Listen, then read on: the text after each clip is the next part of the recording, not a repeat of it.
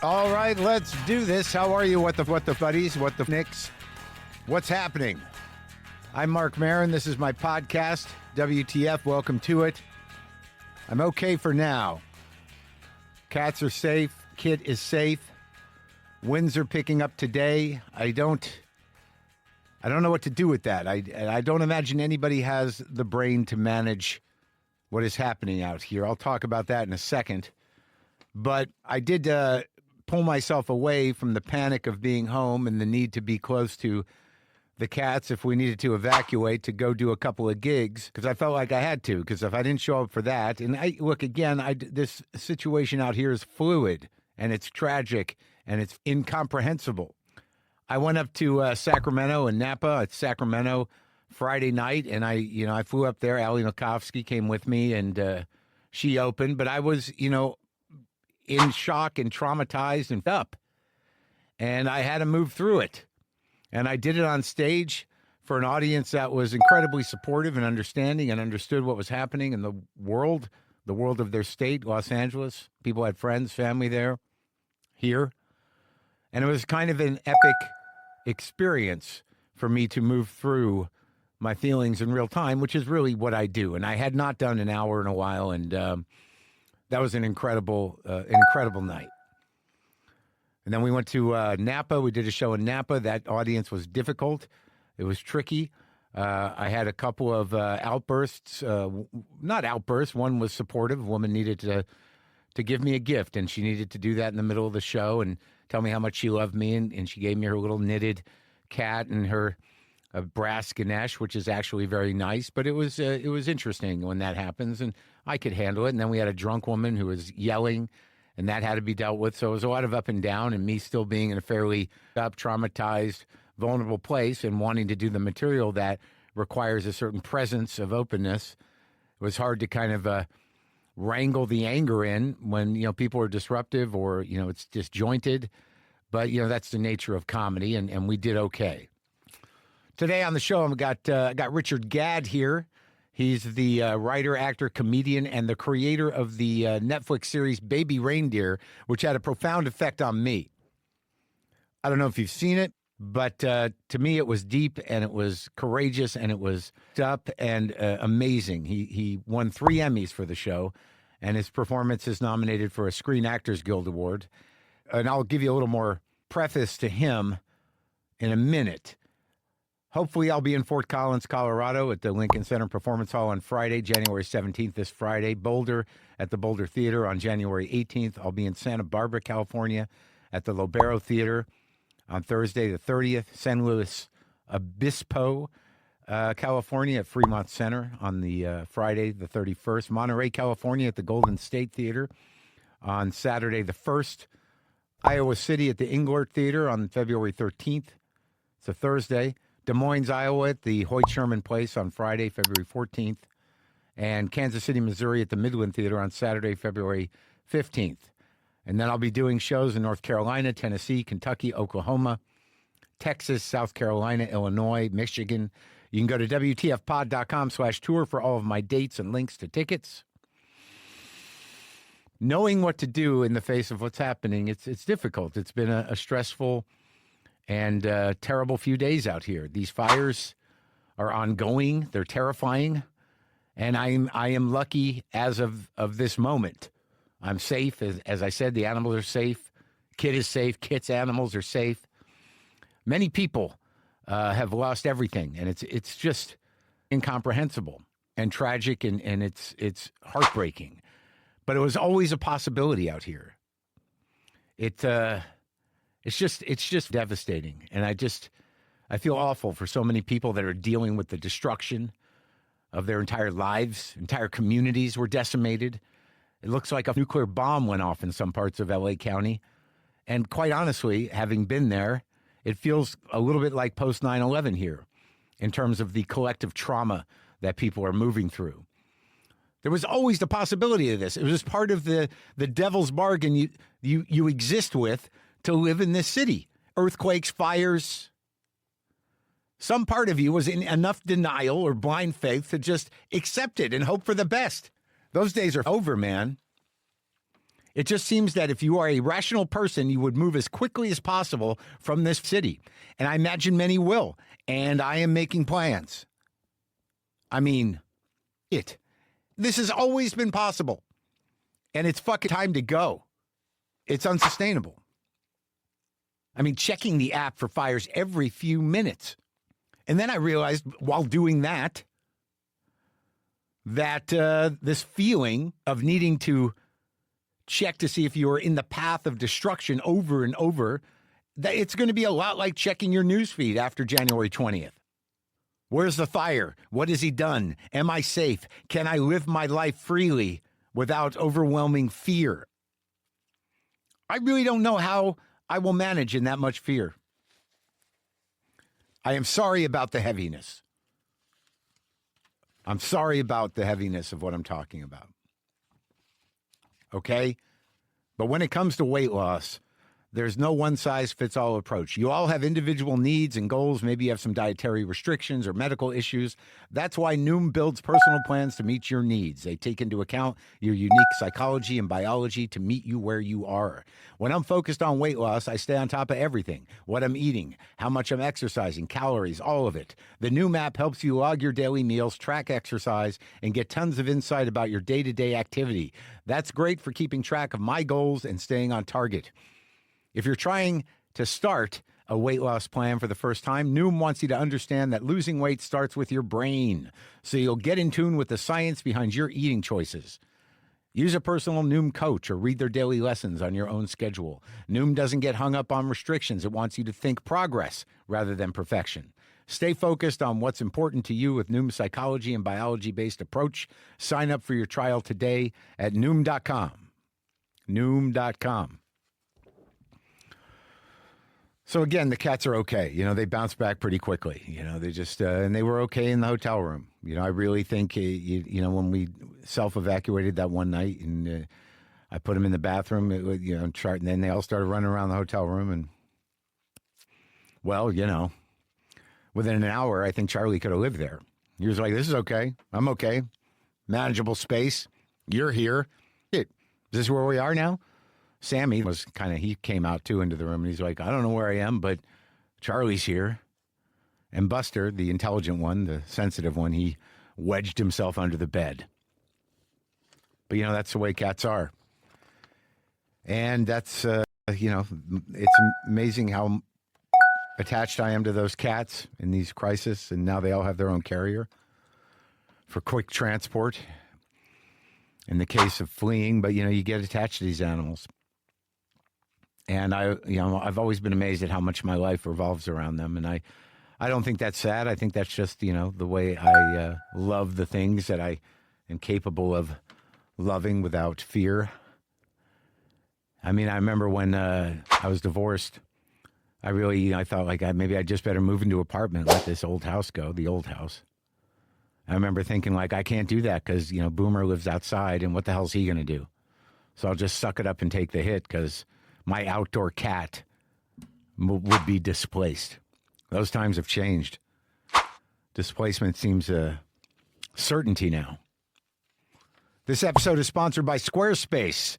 If you're new to Squarespace, I've got good news. You're getting the best version of Squarespace that's ever been when you start using it today. Squarespace has always been the best platform to create your online presence. But now Squarespace is even better thanks to cutting-edge AI technology that makes building your site even easier with better results. Design Intelligence from Squarespace helps you design a more personalized website tailored to your unique needs. This goes way beyond the type of design templates that were available in the past. There are also innovations when it comes to getting you paid. Squarespace Payments is the easiest way to manage your payments in one place. Get started in just a few clicks and start receiving payments right away while giving your customers more ways to pay. And all the standard Squarespace features are still there. The Squarespace Video Studio, email campaigns, Squarespace Analytics, and more. Go to squarespace.com/WTF for a free trial. And when you're ready to launch, use offer code WTF to save 10% off your first purchase of a website or domain. That's squarespace.com/WTF. Offer code WTF.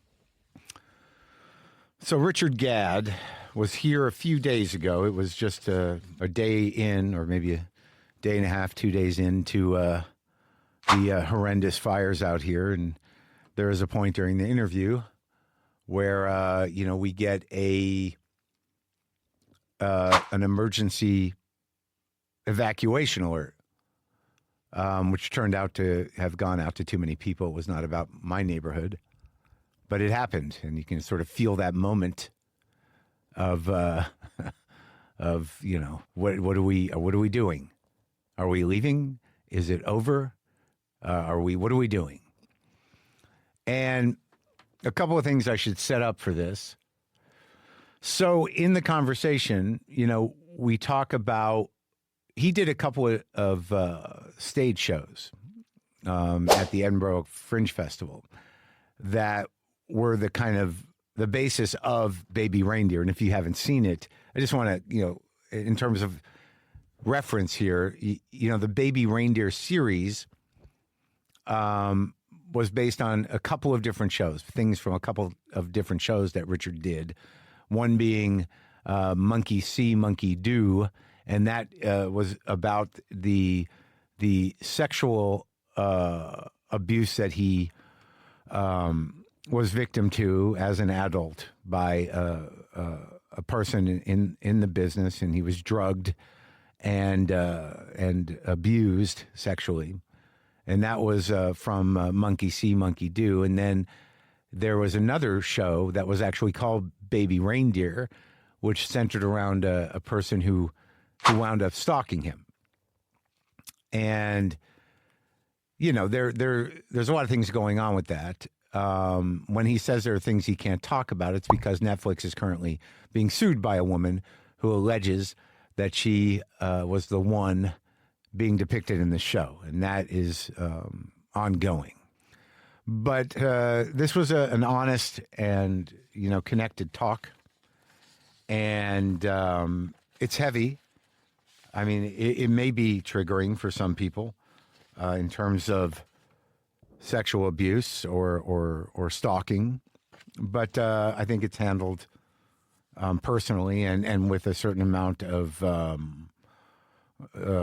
process. It's grounded. Richard is also nominated for Outstanding Performance by a Male Actor in a Miniseries or Television Movie at the Screen Actors Guild Awards. And I didn't know anything about him, and I actually thought he was a bit older than he was, and I didn't really know the nature of his theatrical work or his stand-up work, so, it was interesting to talk about that. This is me talking to Richard Gadd.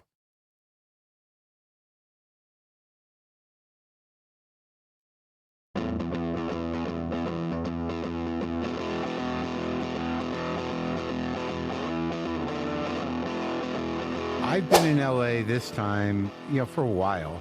But I was in New York, and I was in Boston, San Francisco, a lot of different places. Chasing the dream. Nice, yeah. The comedy dream. Gigging around everywhere. Well, when you start out, you want to you got to find a scene where you can work.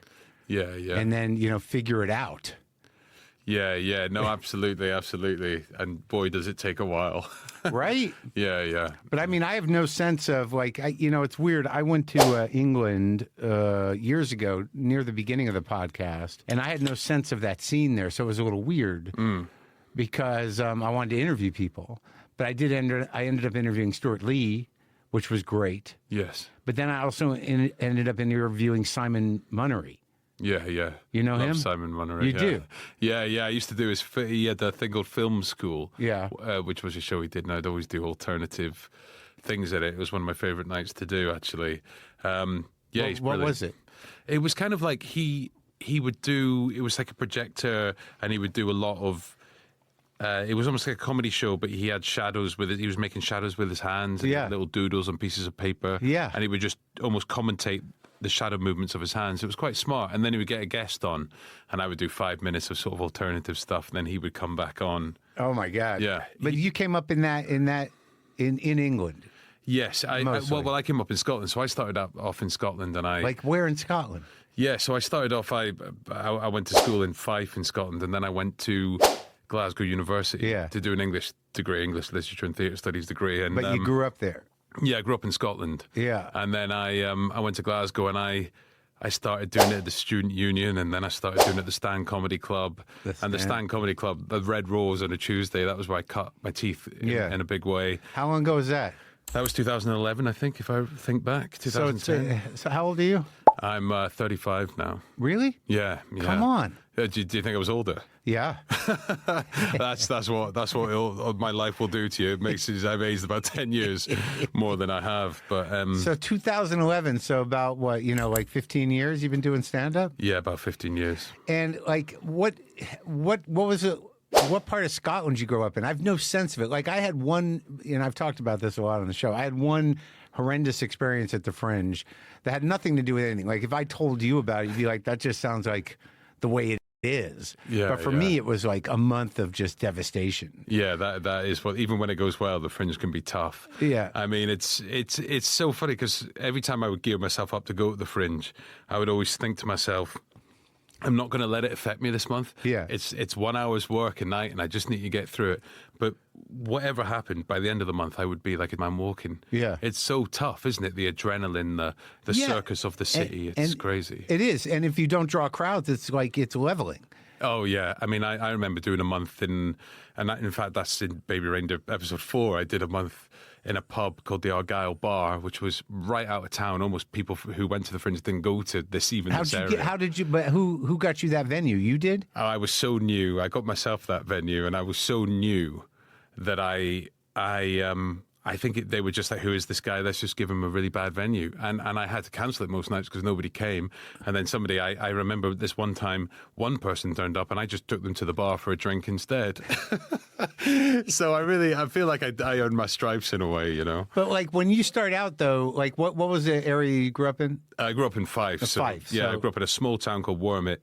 No one's ever really heard of it, but it's just if you go to Dundee, which is like the 4th biggest city in Scotland. Yeah. It's just over the water. So if you look over the water, it's there. Is it pretty? Yeah, it's quite pretty. I quite like it, but it's a very small town. It's got one shop and that's it. Like when I grew up, there's no bar, nothing like that. Do you have brothers and sisters? Got an older sister, yeah. And so, like, what do you do? Well, not very much. I mean, me and my friends would just kind of. I honestly, in a lot of ways, I wouldn't change it for the world. But me and my friends would just mess around, kick a football about, write sketches, keep each other entertained. So you had friends in like grade school that you were comedy with? Yeah, well, it wasn't really comedy. We just sort of did anything to keep ourselves entertained. But it was a town where nothing happened. And if you wanted to go to do something like to Dundee or even St Andrews, you would need somebody to drive you 20 odd minutes to get there. Yeah. So there was really nothing to do. But but 20 minutes isn't terrible. Yeah, but at the time, in a weird way, it felt like it was quite hard. It felt like quite when you were a kid.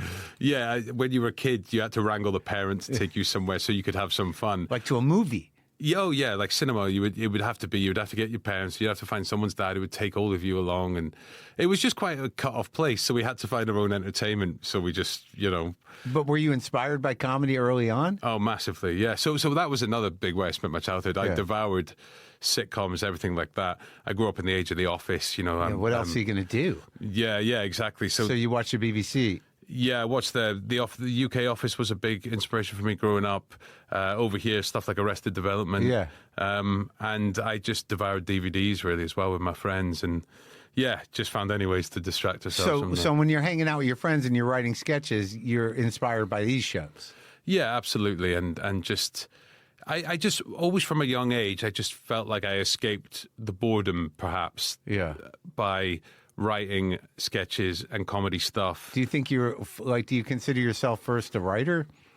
Yes, that's a good question. I think, I'm not sure. I'm honestly not sure how to answer that question. I think maybe.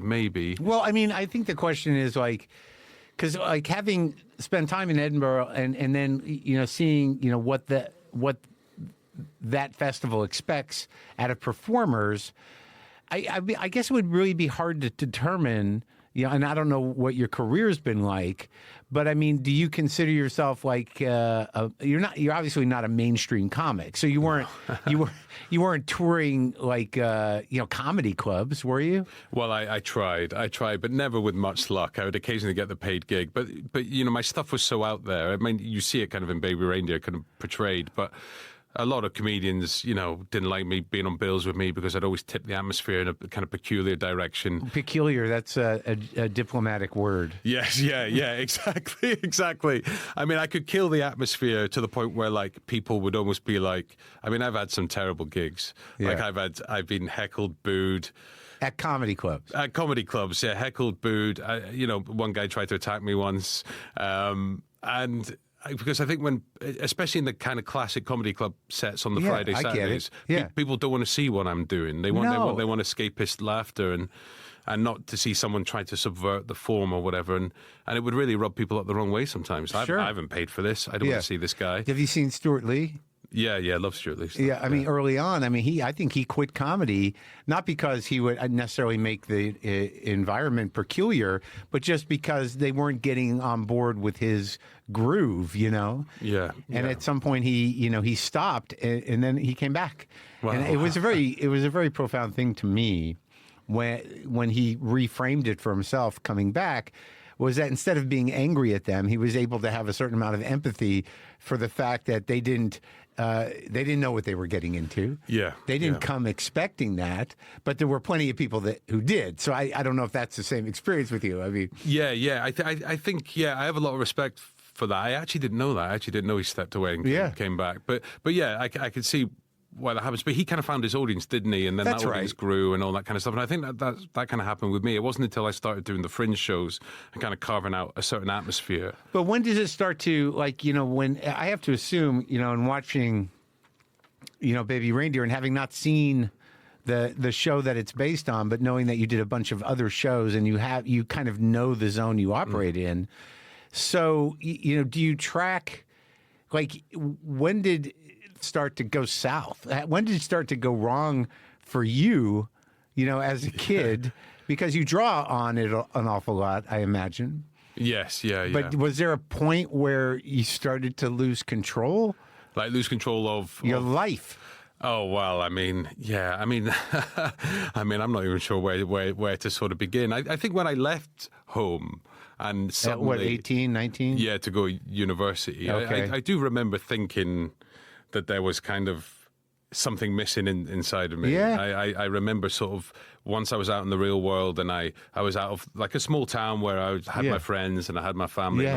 I just remember getting to university and thinking, I don't know who I am, having that kind of hole in the soul thing. No, I have it. And it's like, it's a real problem in terms of like, if you kind of move through life with a sort of feeling that you don't have a complete sense of self. Yeah. And I think that's why, in terms of Baby Reindeer, when I watched it, that I could understand it, is it kind of puts you have a kind of gaping hole. Yeah, exactly. That is easy to be taken advantage of because you don't have the sense of self to fight. Yes, yeah. And so you get into situations out of the desire to want to be part of something, and then it becomes a disaster. Yes, exactly. It leads to a lack of self and a lack of almost ability to be boundaried with people. And I think people who are of a bad nature can sense that in someone when someone has a kind of a low self-esteem that could be taken advantage of. You're like food to them. Exactly. And that's kind of how it all kind of. But do you track it to something? I mean, do you track it to your childhood? I know in Baby Reindeer there's sort of a kind of a full circle moment with your father and what's suggested there about his past, but I mean, in growing up, I mean, what kind of family? What'd your dad do? My dad was a scientist. Yeah, so completely different world to. So that was a fictionalization in terms of what was in Baby Reindeer. I don't think his job was specified. In fact, I think in some of the scripts it was, but he was very much of the. I don't think you'll mind me saying this, the crazy scientist ilk. Oh, really? Kind of crazy, but a good guy. Oh yeah, for sure. And family was kind of loving. There was just it's there was a lot. I mean, childhoods are always quite complicated, quite hard to juggle. School could be tough in places. I definitely grew up in a neighborhood where, masculinity was certainly at the forefront of it, with some of the kids around and stuff like that. And, the school was kind of, it's not the roughest school in the world. It was a state comprehensive, like a free school, like a government school kind of thing. and in my early years, I was kind of picked on quite badly there. For what reason? Were you nerdy, or were your interests weird? It's so funny talking about this because it's almost like the first time I've even unlocked it in so many years. But I remember when I was a kid in my...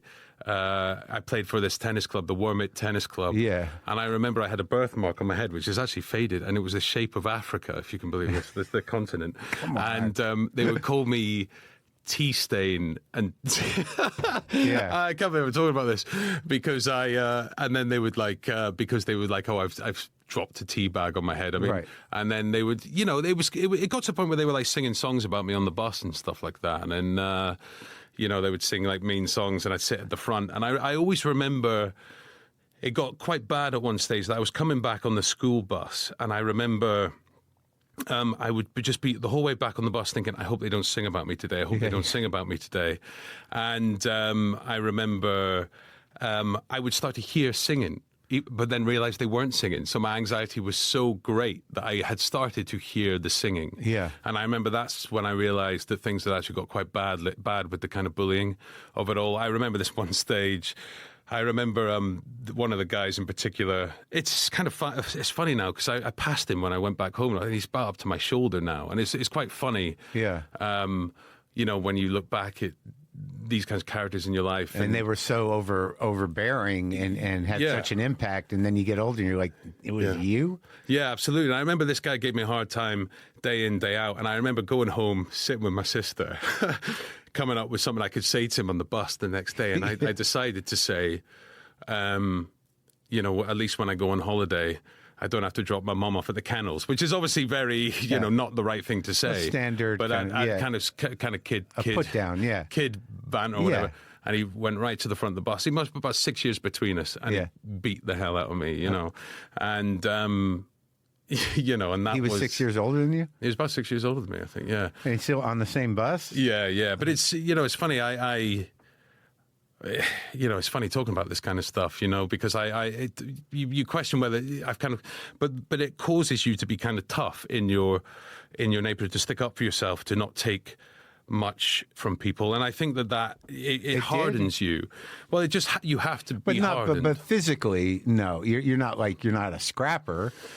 No. I mean, I've been in fights, but in the sense of being able to take, a certain amount of verbal abuse or bullying because you're used to it. Yeah. That's a standard, comedic profile. Yes. Yeah. I mean, you sort of have to have some kind of tough skin to do it. Yeah. Harry Shearer, I think, to paraphrase him, he told me that the reason why people get into comedy is so they can try to control why people laugh at them.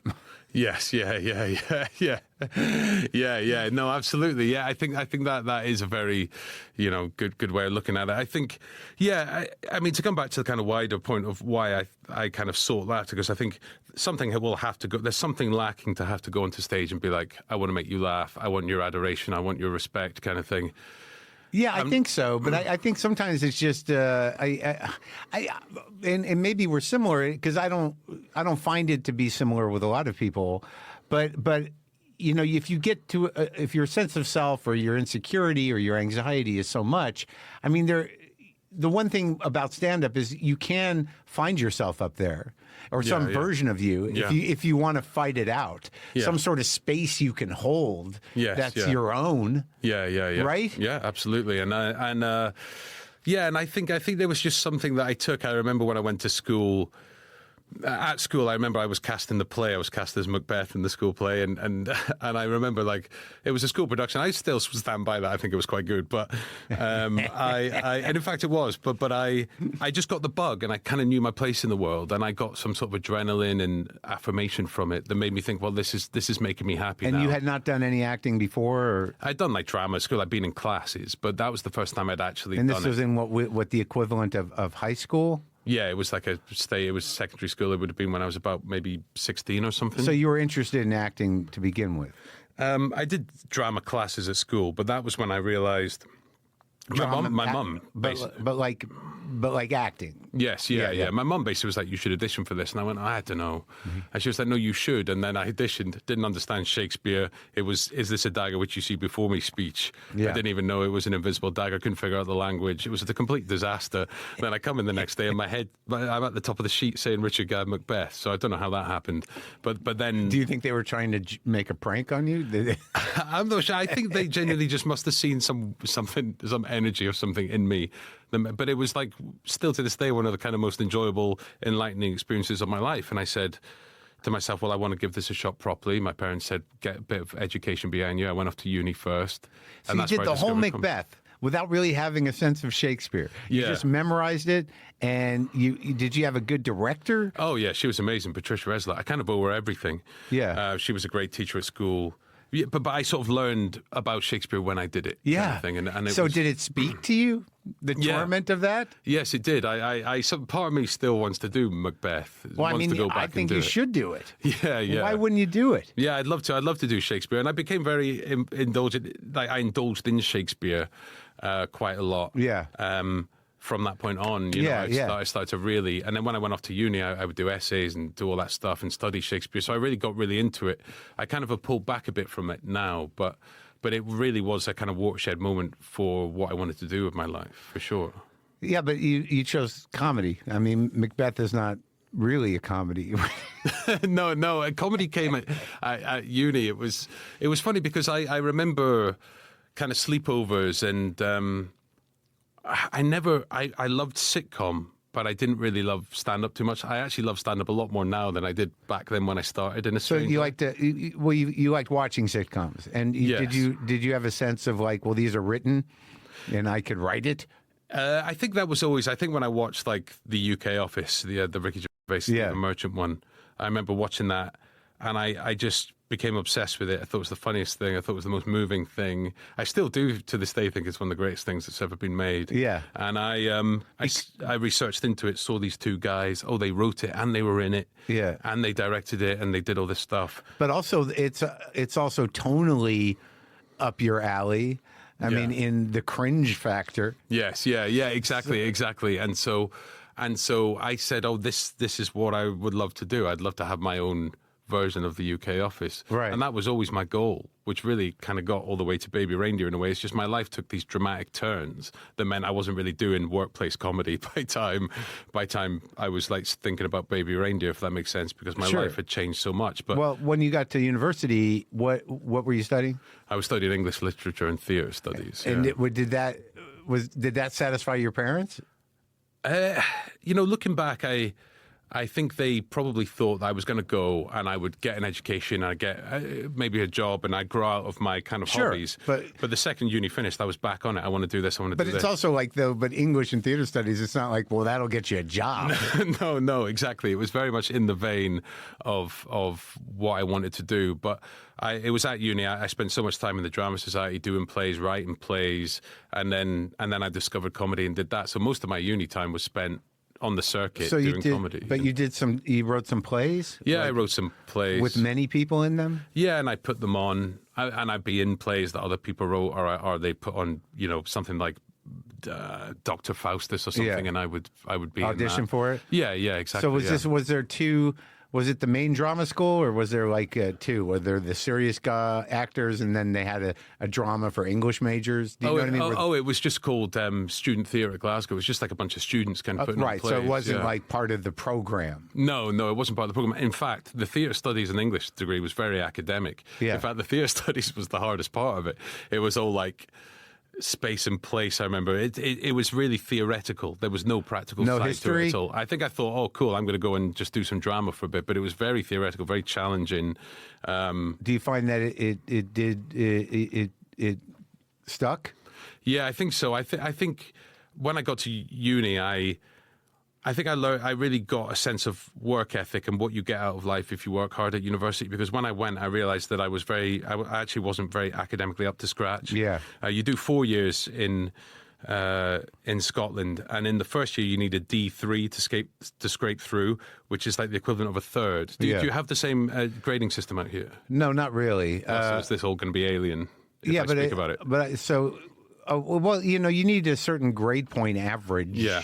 To be to get into a better school. Yes, yeah. If you were kind of a mediocre student or a bad one, your choices of higher education become limited. Yes.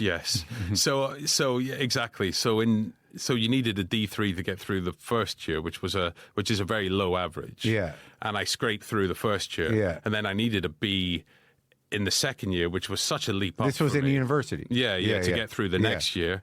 And somehow scrape through it. And I remember thinking, I'm not going to get an honours degree unless I figure out how to properly write, structure essays, all these kinds of things. What is that? Is that the same as here? That yeah, like a proper, like full-on sort of undergraduate degree. And so I remember one uni, everyone went back home to work, and I went to the library at uni and worked through the summer, genuinely going back to basics, like how do you properly structure an essay, and how do you properly after your first year. First 2 years, if you can believe that. I went into my honours year thinking I've got to figure this out because there's something writing missing. papers is the worst. Yeah, exactly. I used to write like I'd write 5 pages of opening paragraphs. Like I could never make a point. Yes, yeah. And I just couldn't figure out how to structure it. The idea of trying to write one now is nightmarish. Yes, exactly. And you figured it out?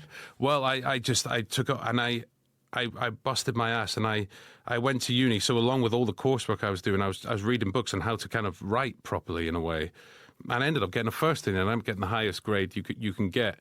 And I went from being someone who almost failed first year with a D average, which is really hard to do. Bad. It's hard to fail. To getting a first, and I never ever missed a single lecture or tutorial the entire time I was at university. So you applied yourself, as they say in the business, and I realized that you get a lot out of it if you apply yourself. So alongside of this, this revelation and discipline. Yes, yeah, which is what it was, which is genuinely what it was. Yeah. You're off getting battle scarred in the comedy world. Yes, I was doing all that at the same time. But like, what are these? So like, what's the arc? I mean, like from what you're telling me, you go to uni, you up, and you realize like, I can't get anywhere if I'm going to do this, and then you lock in and you nail it. But something must be going on in the personal life that is not particularly good. Well, like to spur me on like this. Well, I mean, to get to work, because you said from when you were a kid to baby reindeer that there was a lot of changes that happened. Yes, yeah. Oh, yeah. I mean, there was always. Like when I went to university, there was always just this feeling that this cosmic sort of sense of, I don't know, kind of dread, lacking, fear, all these things that has driven me to the point of distraction through work and through various other things, and has driven me on. And work has been the main source to kind of patch over that and to explore that and to go through that. So it provided you a distraction from the immediacy of it consuming you. Yeah. And so the natural leap, once you got your skill set, was to write about it. Yes, yeah, exactly.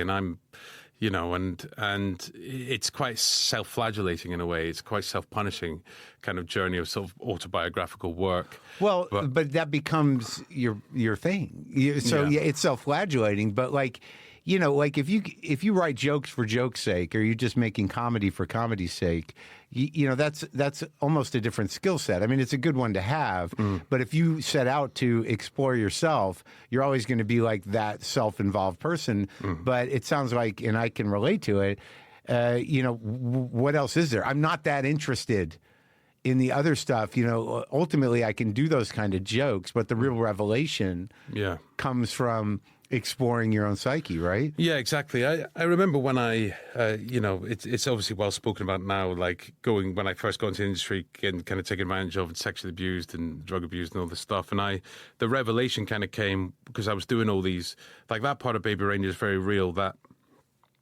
kind of, I was doing this silly comedy, this kind of very out there comedy, props, wigs, glasses, anti-humor, all this kind of stuff.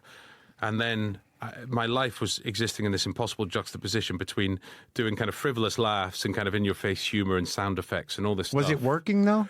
It was kind of working. I mean, I think one of the things Baby Reindeer does explore, there was times when those gigs went really, really well. And I'd done shows in Edinburgh that had gone really, really well, which were kind of big, frolicky, laughy, sort of those kinds of shows, and But taking the piss out of comedy in general. yes, and being subversive and all that kind of stuff. But I realized that I was I remember I'd gone through all this stuff. I was trying to come to terms with it. And I remember just thinking, I just can't don the wig and glasses this time around. The sexual. So that happened during, like, in a similar way to Baby Reindeer. Yes, yeah. And I just couldn't do it anymore. And so instead, in the show, in Baby Reindeer, it's like an impulsive decision to break down and start talking about it. But in real life, it was a show called Monkey See, Monkey Do. And I meticulously planned an Edinburgh show where I was going to speak about sexual abuse and being sexually abused and the assault it had on my senses, on my sense of self, my sense of masculinity. And how many shows have you done previous to that? I'd done about 3 shows previously to that. And they were all frivolous, as you say. Well, they were high concept kind of shows. There was one called like Waiting for Gadd, where I was only in 5 minutes of my own show, and the whole show was done by my technician. Oh, okay. And so you would hear me phoning the venue, for example, and I said, "You've got to fill in for me," and the technician did 55 minutes of the show, and then I arrived 5 minutes at the end. And that was successful? Yeah, that was a really succkesuccessful one. They all got their audiences. What were the other ones? There was one called Cheese and Crack Whores. Yeah. Still the best titled show I've ever had. What was that about? If I remember correctly, it was about a breakup, and it was about me trying to do a comedy show whilst having these awful flashbacks to how my awful breakup. So I would be doing a comedy show, but I'd be having a breakdown, and then you'd hear the voices in my head, and you'd hear the arguments that I had. And oh, wow. So that was the first one. The second one was called Breaking Gadd, which is a regretfully titled show because it was kind of cashing in on a fad at the time. Yeah. Oh, it wasn't a fad. Breaking Bad's an amazing great piece of work, like one of the best of all time. It's not a fad. What am I talking about? But it was cashing in on the kind of the popularity, culture, popularity. And so I got a lot of Breaking Bad fans expecting Walter White jokes, and then they got me sort of dressed as a mattress. Because I was dressed as a mattress, because the whole idea was the show had been sponsored by a mattress company. Yeah. So I had to wear a big mattress throughout the whole show. Wow. And then the show was kind of penetrated by constant sponsorship adverts, whilst I was trying to do a show about my piecing back my memory whilst after being knocked out. So very high concept, kind of crazy shows. And so what show brought you to the attention of the Predator? Do you mean the show that came to terms with? Well, no, not to came to terms with it. Like, because in Baby Reindeer, he sees you. Yes. Trying to do something. Yeah, I'm not sure I can draw. The actual. I'm not sure I can say the whens and the wheres and all that kind of stuff. I think that I can get into that kind of. But detail. he did see you.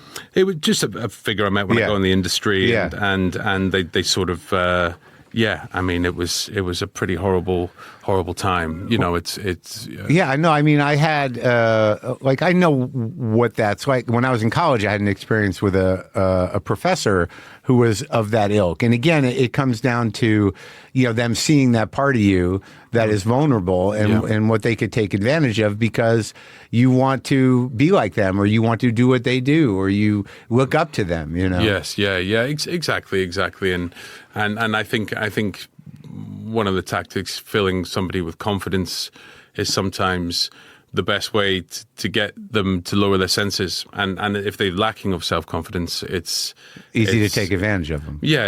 And it was and then to pull myself out of that situation and piece myself back together and think about my future and my ambitions and try and get my life back on track, it felt borderline impossible. I mean, I was at complete So you were rock bottom. Personally devastated.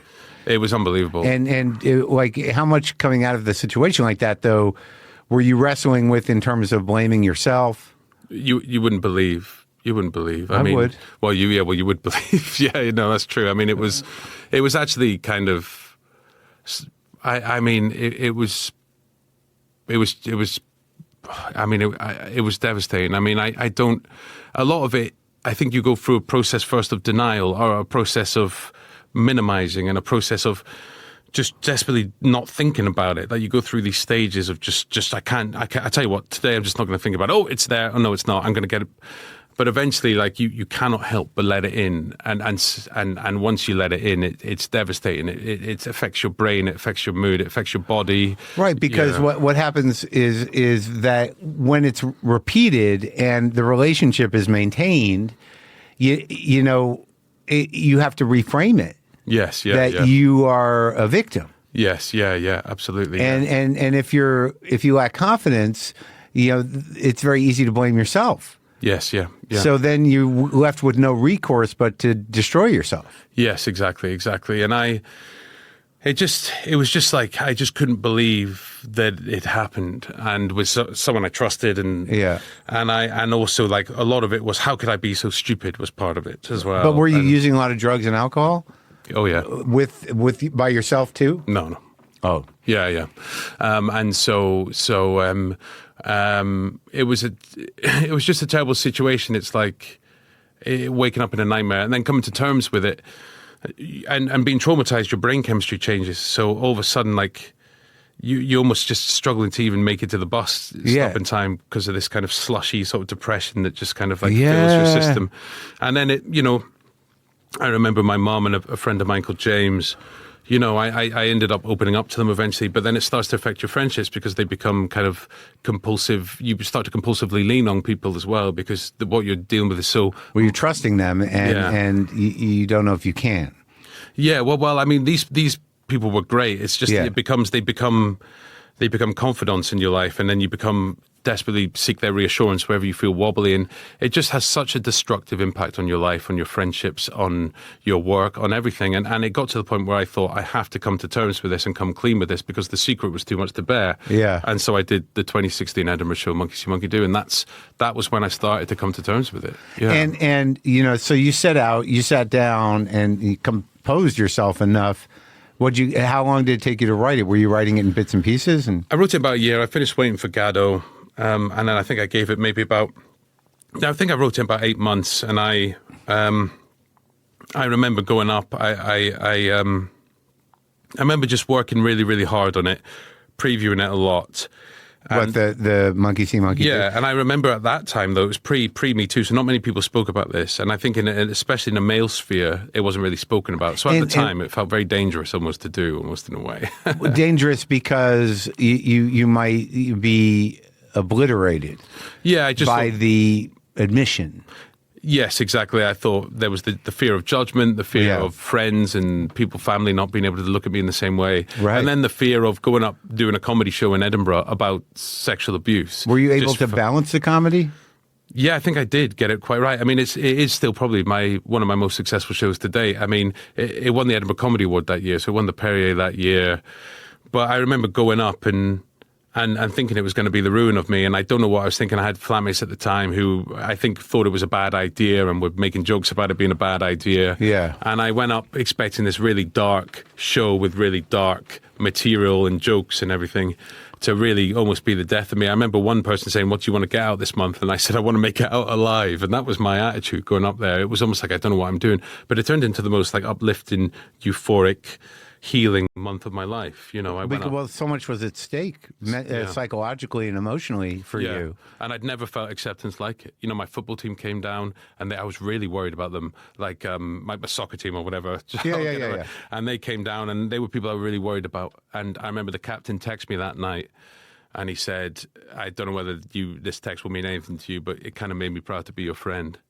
And I just remember being like, oh my God, and I was so worried, Well, I think it's interesting because to speak about it specifically, because I have a bit that I'm doing now that is pretty good. It's personal, and it has to do with the possibility of sexual abuse. Yeah, is that what is unsaid is that there is nobody not affected by this. Mm-hmm. Yeah. Yes.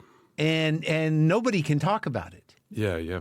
And there's just very few people that get out alive without having some sort of traumatic experience around that kind of subject matter. Yes. Yeah. So I imagine because of the way you crafted it, it was relatable enough to where people, can reflect on their own unsaid things, right? Yes. Yeah, exactly. And I think that was the thing that I really blew my mind about it, because I think at that time, pre-Me Too, not many people spoke about it. Not many people spoke about it publicly. Men. Especially not men. Yeah. But then men were coming up in their droves being like, by the way, this thing happened and this thing happened. To you. And I've never thought about it like this way before, but you helped me think about it this way. Oh my God, that's amazing. And it almost right? made me think, oh my God, this is there's a trap door here. The whole society's been abused in a way. And that's sometimes how it feels, especially when you become a sort of spokesperson from this. You feel like almost everyone in the world comes up to you and says an experience that they've had because it is common. Well, I think the key is what you just said, which is that, I think most people, men certainly, are taught to suck it up, to just deal with it. Yeah. You keep it to yourself and put it, compartmentalize it and live your life.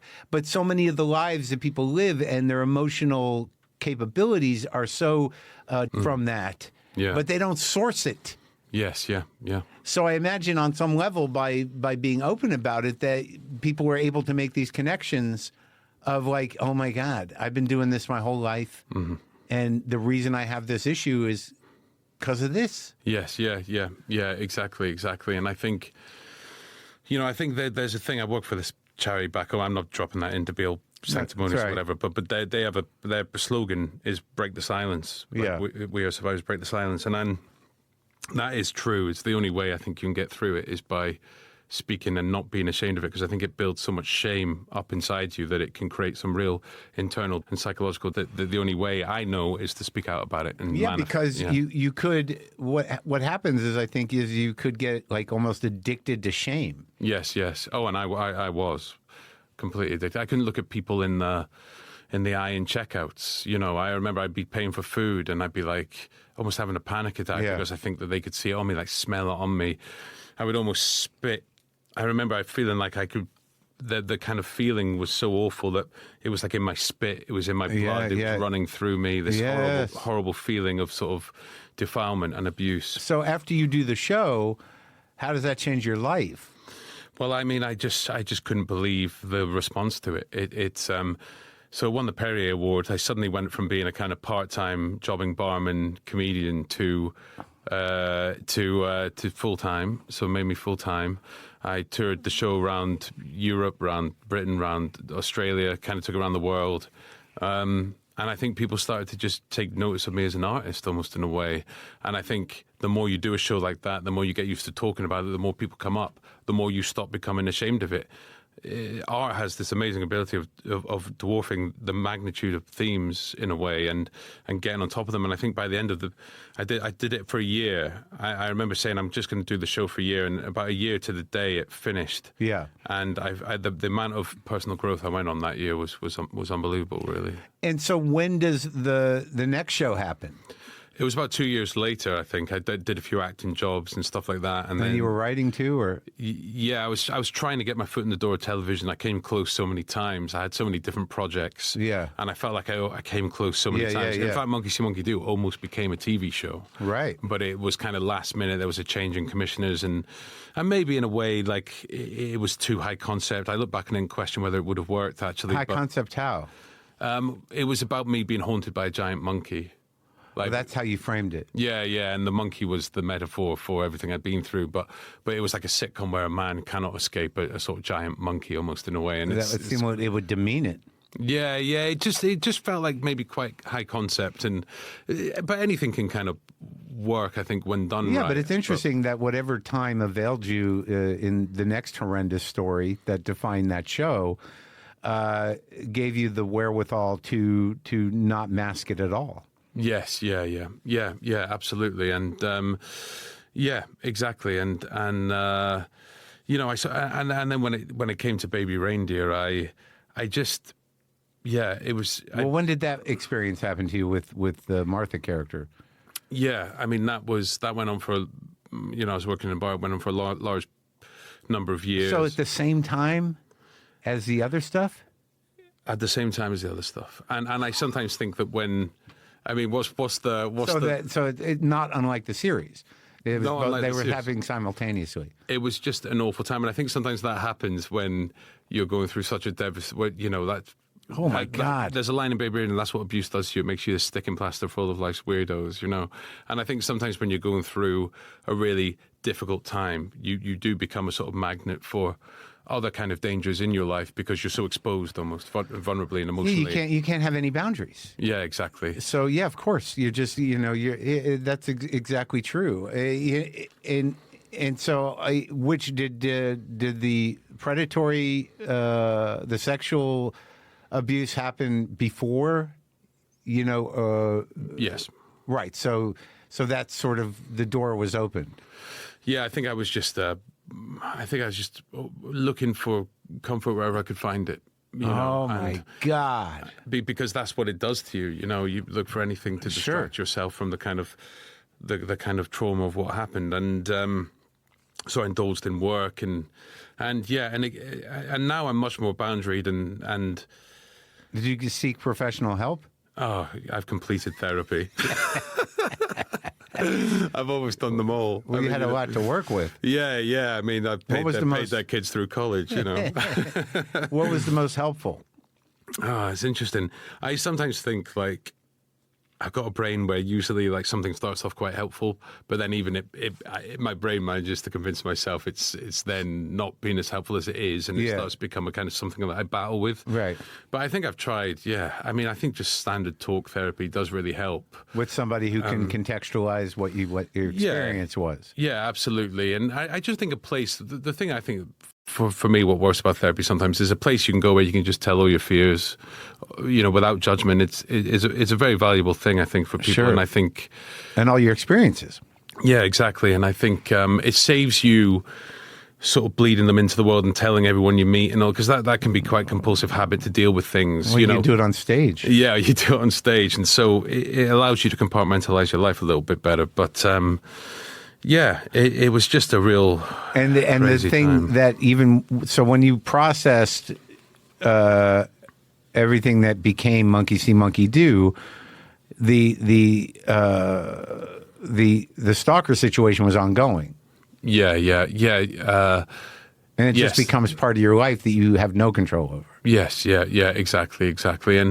And then I remember when that situation resolved itself, I felt, again, just awful, like I was picking up my life again. And How did it resolve itself? It stopped. It just kind of stopped. It's obviously part of an ongoing thing that I can't, unfortunately, I'd love to go into That's it more. Okay,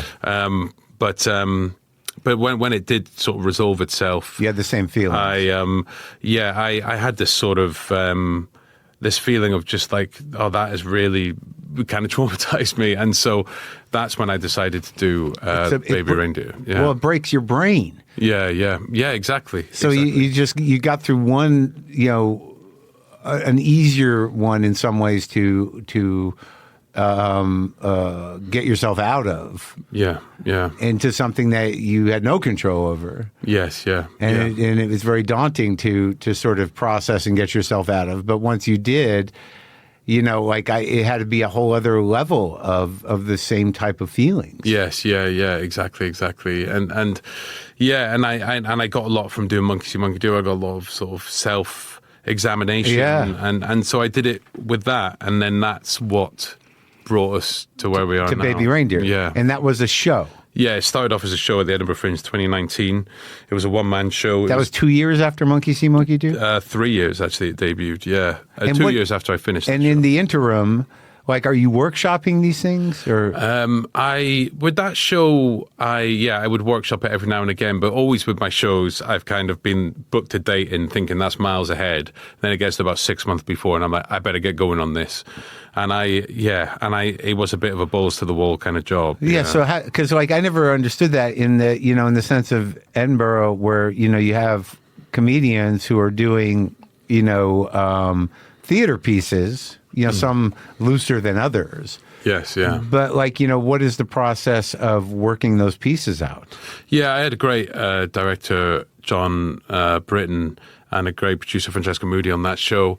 And I had written the script, which basically was quite close to actually for Baby Reindeer. Yeah, which was quite close to what it ended up being. And I remember sharing it with him and Francesca, and they gave me a lot of confidence in it. I remember they really took to it, and I respected them both so much. So that gave me the belief that I could step out of comedy into theatre and give it a shot, because Baby Reindeer was a theatre piece rather than a comedy piece. But so the TV show that is different from because that combines both shows. It does combine both. So yeah, that is quite a big departure from the live show. There's certain. And what was the structure of the theatrical production of Baby Reindeer? It was a one-man monologue. It involved a lot of projector, all voicemails, emails, beaming around the stage, a revolve, and I'd stand on stage and basically tell the story, interacting with a stool, and the stool took up the place of Martha, and I'd move the stool around, and I'd talk to the stool, and it was me recounting the story, kind of, and this happened, and then this happened, and it had lots of twists and turns, and a really good sound score, and yeah, very proud of that show. I'm proud of everything we did on it, and.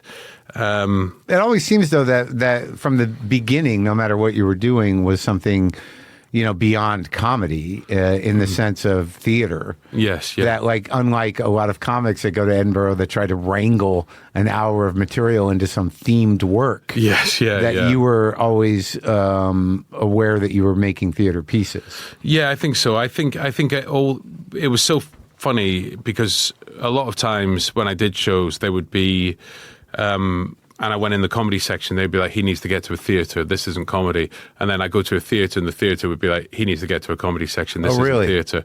And I existed in this middle ground, and I remember for certain awards that I'd be up for that month, like Monkey See, Monkey Do, for example, the theatre crowd thought it was too comedic to be considered for theatre awards, and the comedy crowd argued that it was too theatrical to be considered for comedy awards. But I'm quite proud of that in a weird way. You're kind of escaping definition. Sure. And I think that is one of the parts of those shows I'm most proud of, I think. And what is your experience with other comics? Are you part of the community, or do you feel once again outside of it? Oh, I've got great comedy friends. I think I've made some of the best friends I've ever had from comedy in so many ways.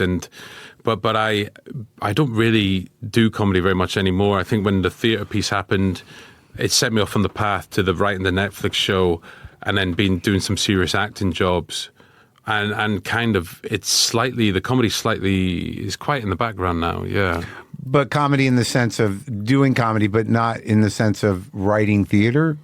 I think I'd love to write theatre again and do live. I'm definitely going to do live stuff again, 100%. Oh, just live stuff in general. But I think comedy circuit stuff, or doing Edinburgh shows, or doing the kind of comedy stuff, I think that's probably a thing of the past. I think just right now I'm just quite happy about following the trajectory in terms of where it's going. Well, yeah, I mean, it was how did you get the support to do the TV show? Yeah, it was kind of quite mad. I mean, the theatre piece exploded. Like, it really was like this word of mouth hit. Yeah. It was really big in Edinburgh. At Edinburgh, yeah. Yeah, and then it went off to the Bush Theatre in London, and it did. Again, it was this big kind of explosive hit. And I just found myself suddenly... usually back in, I would almost beg commissioners to take a chance on my show. I'd write these massive treatments and scripts and be like, please, I do lots of work on spec. But with this, it was like the play, everyone just wanted it. They were like, we want to do this. Yeah. And they all started competing with each other, all these different streamers. And there's a bidding war, kind of. It was, yeah, about 3 of them. I'm not sure I'm allowed to say who, actually, but there was about 3 of them, and they all started to bid with each other. And I remember... I would go in to have these meetings, and it was kind of funny because I'd usually go into these meetings with commissioners, selling the project, selling myself. Commissioners is like the word for development people? Well, just the people who'd say, yeah, we want to make this, we'll give you the money kind of thing. At like Netflix or whatever. But I realized the play was so hot that all of a sudden I felt like I was going into these commissioner meetings, and they were kind of pitching as to why I should do it there. And I suddenly realized that I had this kind of IP on my hand that was quite attractive to these commissioners. And Netflix really were kind of brilliant in terms of just being like, look, we believe in this, we believe in you. Yeah. Go out, find a production company. We'll back you, whoever you want to go with. Did you have a concept for the show at that time? Yeah, I did. Not too far from where it was. I thought I have to just keep the elements of what made the live show successful, which was kind of a propulsive narrative, like a fast-moving narrative. Emails on screen, a kind of interesting, quirky score, and a brutally honest kind of first-person narrative. But from the beginning, had you considered folding the Monkey See, Monkey Do story in? Yeah, because it was touched upon in the play. Yeah, it was in Baby Reindeer, the theatre show. Okay. So it was touched upon a little bit, right? That stuff, so why not just tell the whole story? Yeah, so we talked about a flashback episode quite early on. Everyone was quite on board with it. And weirdly, that flashback episode seems to be the one that Okay, hold on. No worries. Is everything all right? Is that an evacuation? Yeah, but I don't know where. Isn't it? Oh, God, it's so bad, awful, everything that's going on. Yeah, let's see. No, we're okay. We're okay. I don't think it's not. I think it's for another one. Yeah, it's not here. It's fucking crazy, dude. It's crazy. I think I've got one on my phone as well. But oh yeah. What does yours say? Evacuation order? Not an order. No. Do you want me? I'll put that down. No, we're okay. We're okay. We're okay. Is yours still up on your phone? This is for a fire way over by the beach, by the other fire. God, it's a really it's I have to say it's like surreal being here and absolutely devastating for the people. You know, when you see all the footage and everything. Well, it's like a trauma. It's unbelievable. It's a different kind of trauma. Yeah, because you know, we're always afraid of this, but we've never seen anything like this. Yeah, and during the first Trump administration, during COVID, there was like a firestorm here, and it was just apocalyptic. And you spend a lot of time just wondering, is it near here? How far is it? But like, it's never been like this, kind of all around the city. But it's weird. Some of these are being downgraded, but some are, still going. It's just it's natural disaster time. Yeah, it's so sad. I'm staying in a hotel down on Sunset at the moment, and seeing people arrive, like evacuees arriving. It's yeah. I was down there the last night. I went down to Hollywood from here just because I just wanted to get ahead of it. And then that fire broke out right there. Where on Sunset were you? I was on one hotel. Oh, yeah. So you had a fire across the street. We were a block away from the evacuation zone. Yeah, I was there too. I was looking at it from my window. Yeah. I could see it, unbelievable. And I thought it was safe. Fire. Like I went to Hollywood to, get anyway. So Netflix got on board and you wrote the scripts, all of them? I wrote all of them, yeah. I just really, I knew it was my chance in a way, so I had to kind of knuckle down. And COVID happened, so I had time? more time than most, and I just dug real deep, and worked real hard, and we all did on that show, and in fact, a lot of people who work on the show, big fan of this podcast. So, hello, Veronica. Okay. We all broke our backs for it, and but I wrote day and night, obsessively, constantly digging deeper and deeper. It was tough. It was a tough process. Yeah. And the outcome. So I imagine you didn't quite know what to expect. No, I didn't. I think, a lot of people I think I believed in it, and I almost don't. I think I did believe in it, and I believed it would be a success. Did I believe it was going to sort of like be this cultural explosion to the fact that I'm out here suddenly on this podcast? And didn't you just win a Golden Globe? Yeah, just won a Golden Globe as well. So I never would have thought that. I mean, Golden Globes wouldn't have even come into my mind. Emmys, stuff like this. It just wasn't on my radar. In the UK, you would pray and hope that you maybe get BAFTA, or you'd be nominated, or maybe be in BAFTA contention. Yeah. But I wasn't even thinking about that. I knew I was making this dark, weird, idiosyncratic show that maybe no one would watch, but might be, hopefully, artistically celebrated. And that was probably what I thought. Yeah. Yeah. And I kept hearing the word, this might be a cult hit. And usually cult hit means, no one will watch it, but a few people might like it. Yeah, right. Right. And I kept hearing that to the point where I almost was like quite pessimistic about it. I still believed in it in my soul, but I think enough people thought that not many people would watch it, or had estimated that not many people would watch it. There was a bit of a kind of, oh man, I really believe in this. Come on, I think it could do well. Yeah. But I think a lot of people thought it might disappear without a trace, just due to how weird it is.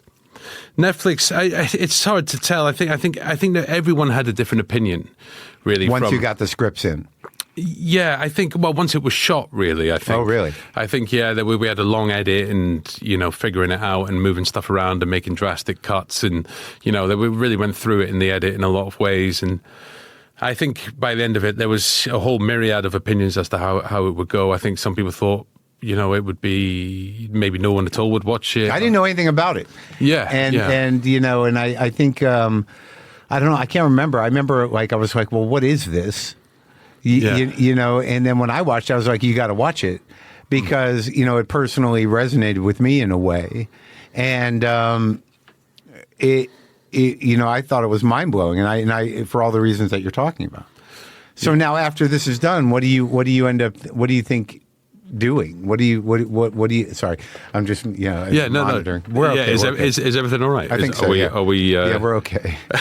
Yeah, I can confidently say we're okay. So once you exercise, these parts of you, and you're the kind of act that you are, even if you've done a lot of these high concept shows that were driven by a vulnerability and a place, of darkness in you. I mean, how do you feel in terms of your confidence to generate outside of yourself?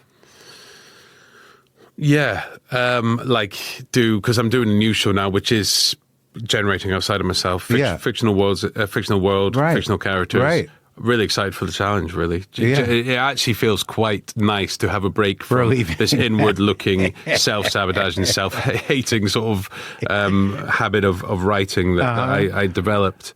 It's definitely time to spin 180 and try a different thing. And so I'm doing a BBC HBO show now called Half Man, filming in a couple of weeks, actually. And oh, really? Yeah. And how different is the character from you, if there is a single character? Very different.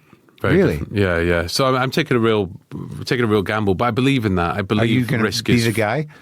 The guy, like acting in it. I'm going to act in it. Yeah. But I'm not. We've got Jamie Bell playing the main character, which is pretty cool. Really cool. Yeah. But yeah, the character's departure for sure from Donnie Dunn, and but I believe in kind of risk taking. I think the key to a good career almost is risk, and sure. and so I'm. And HBO's doing this one. HBO, BBC, yeah, and I think. Did Netflix not want to? Well, this was actually commissioned before. Oh, okay. Baby Reindeer, or during Baby Reindeer, if I remember. Yeah. And so I'm actually going back and honouring that commission after BBC, after Baby Reindeer finished. I love BBC, love they must Lindsay love that. Salt. And I love the project, and I really want it to be good. So I'm going to work real hard on it. Well, I have been working really hard on it, and you're shooting now. Yeah, I'm going to shoot in a couple of weeks. Oh, okay. And so there's a lot of writing and a lot of casting and a lot of all these things going on, but I'm, and then I'm flying out here every now and again to do like the odd sort of thing. But so it's a really busy time. Are you directing too? Not directing this one. No, we've got Alexandria Brodsky directing it, which I'm really excited about. It's a one-off or it's a series? It's a one-off. Yeah. Okay. Yeah, I quite like a limited. I like a limited series. You can it gives you freedom to go out and do. But it is things. A series, but a limited series. It's a series, yeah. What are you looking like? 6 episodes? Yeah, 6 eps. Yeah. Yeah. So it's it's exciting, and it's a new challenge, and it's something I haven't done before, and and I get nervous stepping outside my comfort zone, but you got to do it, I think. And how's your personal life? Pretty non-existent. I've been such a workaholic for so many years, I almost don't have a personal life. Yeah, and how are your folks feeling about all the revelations and the process? Taking it in their stride. Yeah. They almost became kind of famous for a hot minute as well when the show came out. They were press on their doorstep, and people desperate to interview my parents and all this kind of stuff. How'd they take to that? They took to it really in their stride. They're strong, my parents. They're strong, but I think they thought it was all. I don't think any family can be prepared for the kind of onslaught that kind of came, or the kind of sudden interest in me and in them. And then the intrigue after and whatever happened after outside of the show. Yeah, exactly. And so, but they've been very strong and taking it in their stride. They're so supportive, Oh, good. Like they've never ever told me not to do what I'm doing in the sense of, I always think a lot of parents, you know, if somebody's like, I'm going off to be a comedian actor, it'd make them nervous, but they were very supportive. Oh, good. Well, it was certainly great talking to you. I'm glad we were able to do it. Yes, and you. Thanks so much for having me on. That was a real honor. I've listened to this podcast so much, so thank you. Oh, yeah. Great talking to you.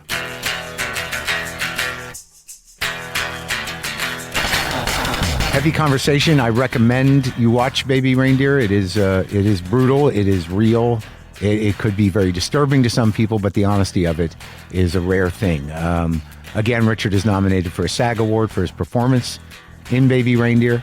Hang out for a minute. Folks, 4 years ago today, we were still hunkering down at home doing interviews over Zoom, but that allowed me to talk to Kate Winslet, who was also stuck at home over in England. Like, I woke up in a lockdown frenzy, just aggravated. You? No, actually, no, I was slightly agitated because I didn't sleep very well last night. Why? What do you think? What's happening? No, nothing. I mean, no specific reason, although I did dream that I got vaccinated and that it didn't work. Oh, so maybe I was woken up out of that. Well, I dreamt that they had put the vaccination, the needle had gone into my arm, right, but only half of the vial had gone in, right, and they'd taken the needle out, and the liquid was spraying all over, like me, all over the floor, and then no one seemed to know how to cope with it, what to do. Yeah. So they couldn't work out whether they should revaccinate me just half a vial, whether they should just discount that one and just do the whole thing all over again. Oh my God! It was very anxious making, actually, just because nobody knew what the protocol was, and that I found really scary. Well, that's a global problem. Well, precisely. I mean, I was dreaming about the world, clearly. That's Kate Winslet from episode 1192, and you can listen to that for free on whatever app you're using. For every episode of WTF ad-free, sign up for WTF Plus. Just go to the link in the episode description or go to WTFpod.com and click on WTF Plus. And a reminder before we go, this podcast is hosted by Acast. This is one take guitar. I didn't have time or the mental fortitude to sit here and work it out for an hour. Okay. Talk to you later. Thanks for being there.